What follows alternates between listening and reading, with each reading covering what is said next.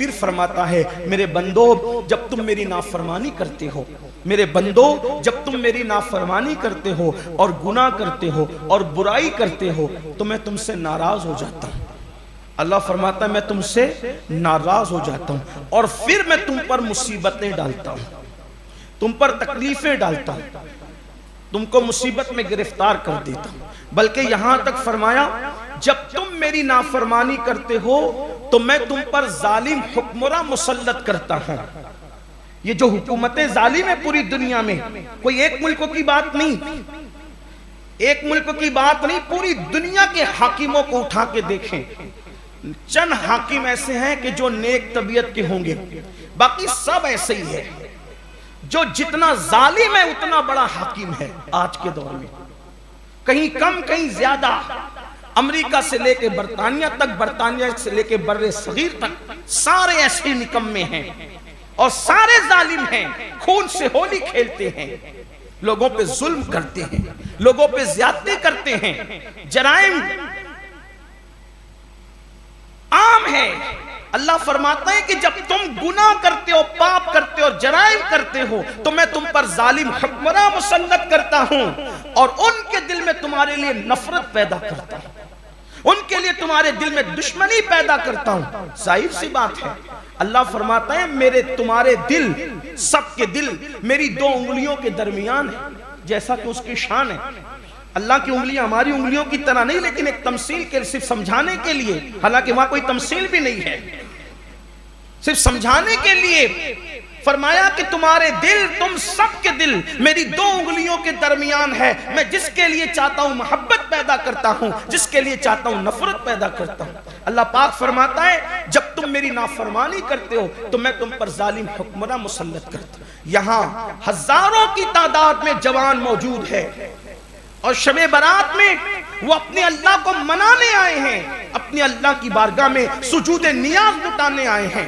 رمضان شریف کا مہینہ قریب ہے، رمضان شریف کا استقبال اور تیاریاں ہم شب برات ہی سے شروع کر دیتے ہیں، بلکہ اگر آپ غور سے دیکھیں گے تو شب برات کے بعد کے دن بھی ہم کو ایسے لگتے ہیں جیسے رمضان شریف کے مشابہ دن لگتے ہیں۔ عصر کے بعد کا وقت بھی رمضان شریف کی عصر کے مشابہ لگنے لگتا ہے، یعنی کہ وہ رونقیں پہلے سے آتی ہے، جیسے بارش برسنے سے پہلے ٹھنڈی ٹھنڈی ہوائیں چلتی ہے تو اندازہ ہو جاتا ہے کہ بارش آنے والی ہے، ایسے ہی جب موسم بہار رمضان المبارک آنے والا ہوتا ہے تو شب برات کے بعد سے اس کی خوشبو آنے لگتی ہے، وہ رحمتوں کا نزول ہونے لگتا ہے، وہ برکتوں کا نزول ہونے لگتا ہے۔ تو اللہ اکبر، میری قوم کے ہزاروں کی تعداد میں جوان یہاں پر موجود ہیں، انٹرنیٹ پر بھی لوگ اپنے اپنے گھروں میں بیٹھ کر دنیا بھر میں سن رہے ہیں۔ میں آپ سے عرض کرنا چاہتا ہوں، اگر آپ کسی دکھ میں، کسی تکلیف میں، کسی مصیبت میں، کسی پریشانی میں گرفتار ہے تو مشکات شریف کی حدیث میں اللہ فرما رہا ہے کہ جب تم میری نافرمانی کرتے ہو تو میں تم پر ظالم حکمراں مسلط کرتا ہوں، ان کے دل میں تمہارے لیے دشمنی بغض ڈال دیتا ہوں اور وہ تمہیں ستاتے ہیں، تمہیں تکلیف پہنچاتے ہیں، تمہیں مصیبتیں پہنچاتے ہیں۔ آج مسلمان سوچ رہا ہے کہ ہمیں ظالم حکمراں کیوں رگڑ رہے ہیں، کیوں تکلیف پہنچا رہے ہیں؟ کہیں حال یہ ہے لوگوں کے سینے کے اندر دھڑکنیں بڑھ رہی ہے، پتہ نہیں ہماری سٹیزن شپ رہے گی کہ نہیں رہے گی، ہم دنیا کے اندر ملکوں کے ناگرک رہیں گے کہ نہیں رہیں گے، کہ ہمیں نکال دیا جائے گا، ہمیں خیموں میں ڈال دیا جائے گا، ہمیں یہاں ڈال دیا جائے گا، ہمیں وہاں ڈال دیا جائے گا۔ میں کہتا ہوں مسلمانوں، اگر ہم گناہ کرنا چھوڑ دیں، ہم جرائم کرنا چھوڑ دیں، ہم اللہ کی نافرمانی کرنا چھوڑ دیں، ہم پاپ کرنا چھوڑ دیں تو میں سمجھتا ہوں کہ نہ ظالم حکمراں رہیں گے نہ ان کا ظلم رہے گا۔ ظالم حکمراں ہمارے گناہوں کی وجہ سے ہے۔ کیا یہاں بیٹھے ہوئے جوان یہ بات نہیں بتا سکتے، اپنے آپ میں من میں نہیں سوچ سکتے کہ ہم ہی وہ لوگ ہیں جو ایئر فون لگا کر گندے گندے گانے سنتے ہیں؟ ہم ہی وہ لوگ ہیں کہ اللہ اکبر، کوئی مسلمان ہو کر موبائل چوری کرنے کا دھندا کرتا ہے، کوئی معاذ اللہ سٹے کا دھندا کر رہا ہے، کوئی نشہ بیچ رہا ہے، کوئی عورتوں پر پاپ کی نظر ڈال رہا ہے،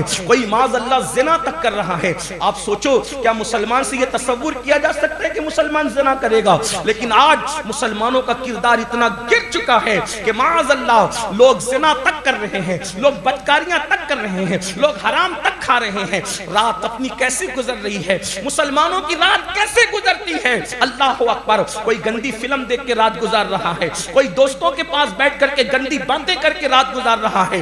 فلموں کے اندر اگر کوئی فلم لگ جائے تو مسلمان وہاں قطار در قطار کھڑے ہو جاتے ہیں، اللہ اکبر۔ وہاں دھکے کھائیں گے، وہاں قطار لگائیں گے، وہاں پیسے لٹائیں گے۔ آپ سے پوچھنا چاہتا ہوں، اگر کوئی فلم آ جائے تو لوگ جو ہے وہ تاکیز بھر دیتے، کروڑوں روپے ہماری وجہ سے لوگ کماتے ہیں۔ آپ سے پوچھتا ہوں، جیسے قطار در قطار دلچسپی سے مسلمان فلم دیکھنے جاتا ہے، ویسی قطار در قطار مسلمان مسجد میں اللہ کی عبادت کے لیے آتا ہے، ایسی ذوق و شوق کے ساتھ آتا ہے۔ یہ تو اللہ تعالیٰ آپ لوگوں کو جزائے خیر دے، آپ کی دلچسپی ہے، آپ کی یہ محبت ہے کہ جب نماز کے لیے آپ لوگ یہاں شب برات میں، ایک دور تھا ہمارے شہر میں بھی، شب برات میں بھی مسجدیں، چند مسجدوں کے علاوہ ساری مسجدیں خالی رہتی تھی، نوجوان مسجدوں میں نظر نہیں آتے تھے۔ چند سالوں سے اللہ نے یہ انقلاب کی فضا دکھائی ہے ہمیں کہ ماشاءاللہ اب جوان جو ہے مسجدیں بھر رہی ہے عبادتوں کے حوالے سے۔ لیکن ایک کمی کو پورا کر دیجئے، ہم عبادت بھی کرتے ہیں، ہم گناہ بھی کرتے ہیں۔ مثال کے طور پہ ابھی شب برات ہے،